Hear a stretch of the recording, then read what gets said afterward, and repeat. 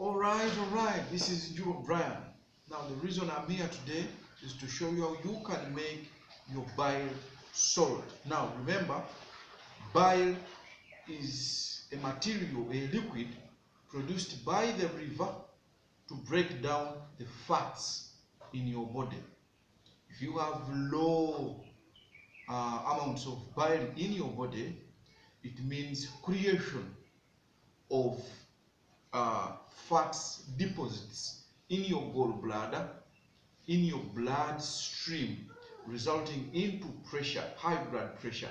Now, you must make your bile, levels high, such that you solve those problems of high blood pressure, of gallbladder stones, and fat deposits around your belly, your entire body basically. Now, this bile is very important, and this is the reason why people with diabetes have gallbladder stones, simply because if at all there is an imbalance in the bile, there is an imbalance in insulin. So this mix here I'm going to show you is going to help you dissolve general fats, gallbladder stones, and then the general prevention of them. One of the biggest mistakes that we make in our life is taking sodas and bread, cakes, cookies, etc., anything of the sort at the same time. But fats, if you take fats are very okay, because fats trigger the production of insulin.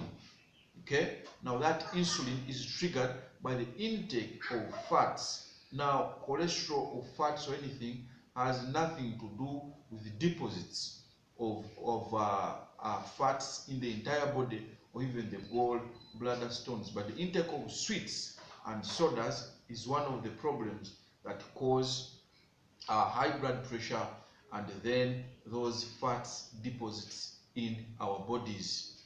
Okay, mbalamusiza abanange mwena gye musinzira okunda bamanya n'eddoboozi nze Juba Brand ekindeese olunaku olwaleero engeri y'okuyigirizamu gy'osobola okukola kye bayita bile salt. Omunnyo guno gwa bbeeyi nnyo, ne mu Uganda guyinza okuba nga teguliimu, so nga ate munange osobola okukola ebitonotono byengenda okulaga okulaba nga weekolera omunnyo ogwo gube nga gukuyamba. Gugenda kukuyamba ki? Bayiro byemu ku bintu emibiri gyaffe gye byetaaga okusalaasala amasavu. In other words, omuntu singa ali ebintu ebirimu amasavu, ebyo tebirina buzibu bwonna kasita omubiri gwe gusobola okuba nga guproducinga kye bayita bayiro, kubanga ebintu ebyo ebyamasavu bireetera omubiri gwe okuba nga gustimulating oba guleetera omubiri gwe okuba nga guproducinga kye bayita insulini. Kyovola nti ebiseera ebisinga abantu abalina sukaali batawanyizibwa nnyo amayinja agali mu gallbladder oba amasavu agayitiridde omuntu ng'alina sukaali n'agejja nnyo, kubanga omubiri gwe tegusobola kuproducinga kye bayita bile.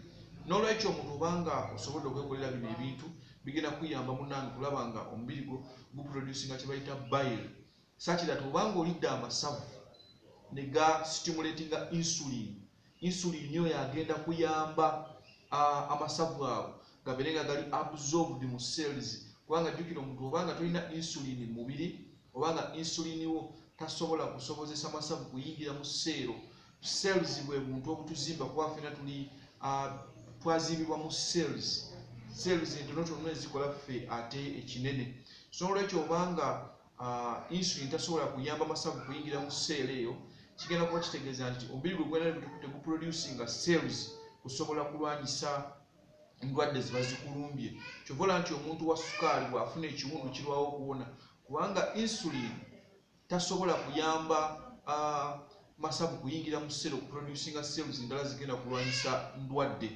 N'ekintu ekirala ogenda wesanga nti omuntu alina sukaali oluusi aggwamu amaanyi n'akugga n'akola ki, lwa nsonga nti insulin oyo alemereddwa okuyingiza amasavu, kubanga amasavu tugakozesanga gemaanyi agatuyamba okugenda mu maaso munnange. So olwekyo bino byonna byengenda okukulaga essaawa eno bigenda kukuyamba omubiri gwe, kubanga bw'olya ekintu kyonna oba kyamasavu oba ki, amasavu ago insulin agayingiza bulungi mu cells oba penetratinga ekisenge kya cell okusobola okuyingira munda ate okuzaala cells endala, kubanga cells ezo jjukira ze zizaala zinne waazo, nti bwe bange maze okufuna byeyeetaaga ate esobola okuzaala cell ginnaayo okusobola okuyamba omubiri okutereera obulungi. Biki byogenda okukola munnange okubanga weekolera omunnyo guno gwe bayita bile salt? Weetaaga kye bayita apple cider vinegar. Ono nno munnange nakulaze n'engeri gy'osobola okumwekoleramu awaka mu vidiyo zange, emu ku vidiyo zange gy'osobola okumwekoleramu awaka ng'ate mulungi nnyo ng'ate ssente ntono nnyo okukola asinga okubeera omulungi. So weetaaga apple cider vinegar, weetaaga n'omunnyo gwe bayita ogwa Himalaya salt ogwa pink oba kye bayita pink salt. Ojja kwetaaga n'akagiraasi mwogenda okutabulira munnange. So kyokola osenayo ekijiiko ky'omunnyo guno ogwa pink salt, n'oteeka mu kagiraasi, n'oteekamu amazzi. Osobola okuteekamu amazzi nga tegookya, naye nze njagala nnyo okukozesa amazzi agabuguma lwa nsonga nti amazzi agabuguma malungi nnyo okunywa naddala ku makya nga wakazuukuka, ne bwe gaba nga mmeereere gagenda kukuyamba munnange ku bintu bingi nnyo, kubanga tukimanyi bulungi nti amazzi mugatte gwa gases ebbiri. So olwekyo bw'obanga omaze okuteekamu omunnyo gwa Himalaya salt mu giraasi yo, ate ogenda kuteekamu obusaanigira bubiri obwa apple cider vinegar.